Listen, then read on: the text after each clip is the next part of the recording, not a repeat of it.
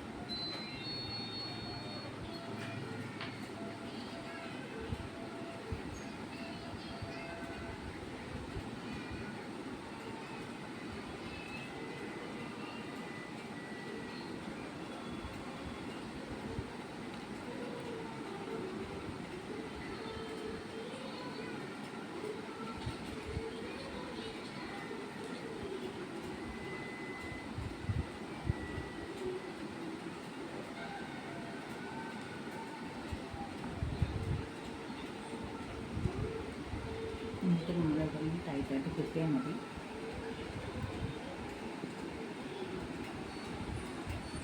ടൈറ്റായിട്ട് കിട്ടുക. ഇത് കഴിഞ്ഞിട്ട് നമുക്കൊരു കെട്ടും കൂടി കെട്ടാം, നമുക്ക് ഉരുപ്പോടിക്കാൻ വേണ്ടി.